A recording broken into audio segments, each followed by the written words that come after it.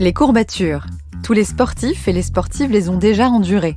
On les ressent en particulier quand on débute ou quand on reprend le sport.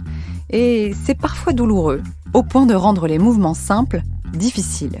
Rassurez-vous, ce phénomène n'est pas grave et peut même générer des bénéfices physiques et physiologiques. On vous explique tout avec l'aide de Mathieu Almoiner, masseur kinésithérapeute du sport.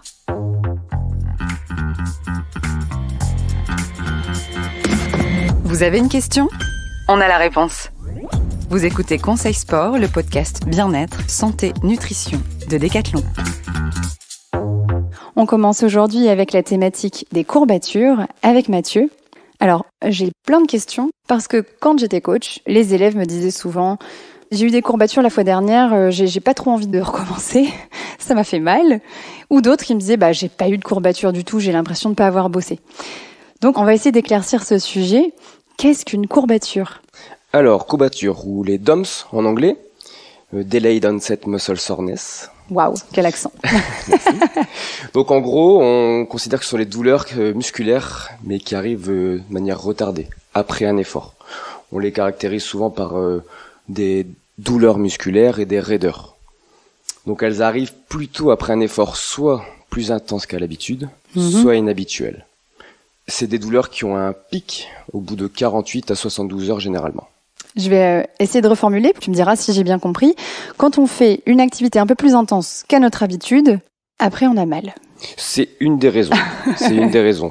Si par exemple on va aller partir sur un effort infractionné un peu plus intense qu'on a l'habitude, qu'on fait habituellement, ou la deuxième possibilité c'est de faire un sport qu'on ne pratique pas régulièrement. On est d'accord. Des fois, on se dit même, j'ai découvert des muscles. Exactement. On se croit sportif, que rien ne nous arrête, et on fait une autre activité, on découvre des muscles. Mais qu'est-ce qui se passe physiologiquement parlant ? Alors en gros, le corps va créer un mécanisme inflammatoire. C'est ça qui va créer la douleur. Pour partir un peu plus dans le détail, on a des ponts au niveau musculaire, et ces ponts d'actine-myosine vont se casser. Pour lutter contre ces lésions musculaires, en fait, ce sont des micro-lésions musculaires, le corps crée un processus inflammatoire, d'où le pic de douleur au bout de 48 à 72 heures. D'accord. Mais alors, si tu parles de micro-lésions, les courbatures, est-ce que c'est une blessure ? Non, parce que le corps va naturellement lutter contre ces courbatures. C'est un mécanisme naturel, entre guillemets, qui est pas agréable certes, mais dont le corps lutte facilement pour arrêter la douleur. Donc ça veut dire que le corps s'adapte en fait à l'activité qu'on lui a proposée. Exactement. Et est-ce qu'après, quand on refait cette activité, on va ressentir encore ces courbatures ? C'est le concept même de l'adaptation. En gros, c'est ça, c'est que si on reproduit l'effort même qu'on a fait qui a créé la courbature, logiquement, la courbature peut arriver, mais elle sera sûrement moins importante. Et après, progressivement, on a de moins en moins de courbatures et c'est là qu'on peut peut-être augmenter la charge de travail. Je pense que c'est des thèmes qu'on va voir juste après. Alors, c'est vrai, j'avais l'intention de te poser la question, quel est l'effet bénéfique de la courbature ? Si c'est pas une blessure, elle a probablement des effets bénéfiques. Alors, les bénéfices, il y en a pas spécialement. Je m'explique. C'est-à-dire qu'en gros, il n'y a pas d'intérêt à aller chercher un effort qui va créer la courbature. D'accord. Dans des cycles d'entraînement, on va souvent, dans certaines périodes de l'année qui sont souvent à distance des compétitions, créer des efforts, notamment sur des grosses contractions excentriques ou pliométriques, qui sont des modes de contraction, qui sont des modes de contraction qui favorisent la création de courbatures. Mais c'est pas un but en soi. On peut très bien progresser sans avoir de courbature à vie.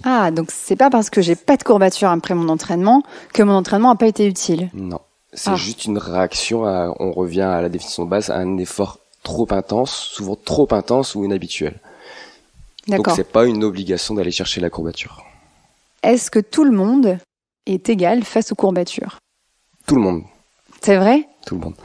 Tout le monde peut en avoir, vu que tout le monde a des seuils d'adaptation différents. Tout le monde peut en avoir.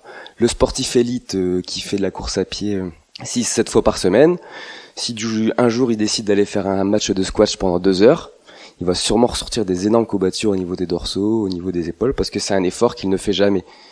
De la même manière que si ce même coureur à pied a l'habitude d'aller courir des longues séances à plat à un marathonien, si du jour au lendemain on lui demande de faire du trail avec des descentes qui favorisent une contraction excentrique des quadriceps, il va sûrement se retrouver avec des très grosses courbatures au niveau des jambes. Il n'y a pas de règle. Et chez la personne entre guillemets lambda, les courbatures elles vont souvent apparaître sur des reprises de sport. Tout le monde est sujet aux courbatures. Parfois, dans un même cours, tu donnes exactement le même cours aux personnes et la semaine d'après, tu demandes ça a été, est-ce que vous avez vu des petites courbatures? Ils en ont jamais. Et il y en a qui en ont très très régulièrement et voire plus intenses. Pourquoi? Ça dépend des capacités de chacun. D'une personne à l'autre, en fonction de l'activité de la vie de tous les jours, forcément, de son passé sportif, aussi de sa musculation à un moment T, et aussi de ce qu'on lui demande. Ça dépend des réactions de chacun. Aussi son état de fatigue au moment T. De sa capacité à dormir, de son alimentation, toutes ces choses-là vont jouer un rôle sur ce mécanisme inflammatoire qui, du coup, est un mécanisme inflammatoire et, du coup, va pouvoir être plus ou moins intense en fonction du mode de vie de chacun. Est-ce qu'on peut les éviter alors, ces fameuses courbatures? Alors, oui, c'est possible. Il faut surtout pas oublier que la courbature, du coup, n'est pas une pathologie. Donc, chercher à l'éviter n'est pas une obligation. Du coup, comme on part du principe que la courbature arrive soit sur un effort trop intense, soit sur un effort inhabituel, sur le côté intensité, on va juste essayer d'être très progressif dans l'effort pour que le corps ait le temps de s'adapter aux intensités demandées. Donc si vous voulez savoir descendre les escaliers ou monter les escaliers après une dure séance de sport, allez-y progressivement et le lendemain, tout se passera très bien en fait. C'est ça. Sur le côté effort inhabituel, malheureusement, quand on pratique un sport qu'on n'a pas l'habitude de pratiquer, il y a peu de possibilités que les courbatures n'arrivent pas, à part si on le fait de manière très légère. Ouais, donc on réduit peut-être la durée de cette nouvelle activité. La durée, l'intensité. Ouais. Donc c'est possible de ne pas avoir mal et de retourner à l'entraînement, sauf si on adore les sensations de courbature. Après, c'est chacun. Très agréable. Certains et certaines me disent « Ah, mais j'ai des courbatures parce que je me suis pas étirée après ma séance. » Et là, qu'est-ce que tu réponds en tant que kinésithérapeute? Que ce n'est pas vrai. Les étirements ne favorisent pas la récupération. On conseille généralement de s'étirer à froid et à distance de l'effort, ne serait-ce que pour redonner la longueur initiale du muscle. En gros, pendant un effort, un muscle aura tendance à un peu se rétracter sans raidir. Donc, un étirement à distance permet souvent de redonner la longueur initiale. On ne parle pas d'un assouplissement. Non, on ne parle pas d'assouplissement. De gagner en amplitude. On parle juste de mon muscle revient à sa taille normale. C'est ça, exactement. Clairement, la courbature, si elle doit arriver, elle arrivera. Et c'est pareil, d'autres peuvent dire que l'échauffement ou l'hydratation peuvent jouer un jeu dans cette courbature. C'est quoi ton avis sur le sujet? Non plus. Non. Après, clairement, l'échauffement et l'hydratation sont très importants dans le sport, mais elles ne vont pas influencer l'arrivée ou non des courbatures. D'accord. Ça va plus préparer le corps et c'est indispensable pour... Voilà, c'est ça, pour avoir une activité correcte et cohérente. Bon, une fois qu'elles sont là, ces fameuses courbatures, est-ce qu'on peut les soulager? Est-ce qu'il y a un moyen de les soulager déjà seul? Ou est-ce qu'il y a quelqu'un à aller voir et dans ce cas-là? Bon, je prêche un convaincu évidemment. Et est-ce qu'on peut faire du sport avec des courbatures? Alors, prêcher un convaincu, pas spécialement, parce que du coup, en kiné, on n'aura pas énormément d'effets. En gros, ce qu'il faut comprendre, c'est que c'est un mécanisme naturel, donc on revient là-dessus, c'est un mécanisme naturel du corps pour lutter contre une agression du muscle. Donc, derrière, il va créer une réaction inflammatoire qui va permettre de rendre le muscle plus fort. D'où, donc on revient sur le fait que les douleurs vont être au maximum, à un pic à un maximum 48 voire 72 heures. Donc, ce qu'on peut faire, c'est limiter le phénomène inflammatoire ou lui permettre de passer beaucoup plus vite. Donc là, par contre, il y a plein de possibilités. C'est des choses très très accessibles. Super. Bien manger, bien dormir, bien s'hydrater. Ça me semble possible. Donc on en revient sur ta question sur le savoir si on peut faire du sport. Il n'y a pas de souci. Ce qu'il faut comprendre, c'est que Les courbatures, elles sont le témoin d'un effort trop intense. Donc on va pas remettre d'une séance d'intensité sur de la courbature. On risque de mettre de l'inflammatoire sur un corps qui est déjà enflammé. Et là, tout doucement, on glisse vers la pathologie. Donc on peut aller faire ou un sport autre qu'on a pratiqué, ou on reprend l'exemple du coureur à pied qui a fait une séance trop intense, il peut aller faire un footing très léger. Ce qui va, du coup, la douleur pendant l'effort va s'estomper, parce que qui dit douleur inflammatoire dit douleur qui se réduit à l'activité, mais il n'y a aucun problème.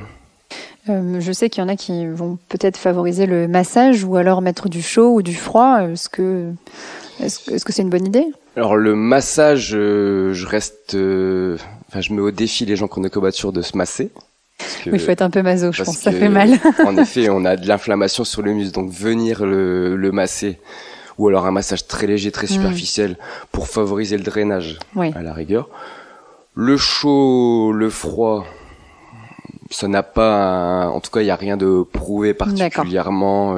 Alors, il y en a qui vont favoriser les douches froides. Les douches froides post-effort, mais du coup, c'est plus pour favoriser la récupération, plus que pour faire passer la courbature. D'accord. À la rigueur, le froid va avoir une action anti-inflammatoire. Mais du coup, on dérive sur un peu un autre sujet qui est de dire que le corps est très bien fait. Donc en gros, quand on a une courbature, l'inflammation, elle va être gérée par le corps. Donc lui amener des phénomènes, des techniques anti-inflammatoires, ça va aller à l'encontre de ce que le corps est en train de faire. En fait, on va inhiber les capacités naturelles anti-inflammatoires du corps, donc il vaut mieux éviter. On peut le rendre un peu fainéant, notre corps.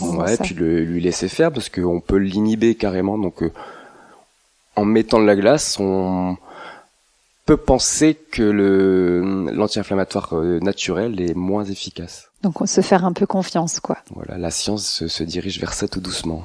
Bien, écoute, merci. Est-ce qu'il y a d'autres choses que tu souhaitais nous partager sur les courbatures qu'on n'aurait pas évoquées, là ? Je pense qu'on a tout dit. J'ai juste à conseiller aux gens d'être très très progressifs dans leur activité. Oui. C'est le maître mot. Ce qui va permettre d'éviter plus facilement l'apparition des courbatures, c'est la progressivité. Donc on a tous entendu et tout entendu. Si on n'aime pas cette sensation un peu douloureuse après les séances de sport, on est progressif et on est surtout à notre écoute. Bien, merci Mathieu. Avec plaisir. Si cet épisode vous a plu, n'hésitez pas à le partager. Et si vous en voulez encore, ajoutez des étoiles sur Spotify et Apple Podcast. Et surtout, laissez-nous un commentaire sur Apple Podcast.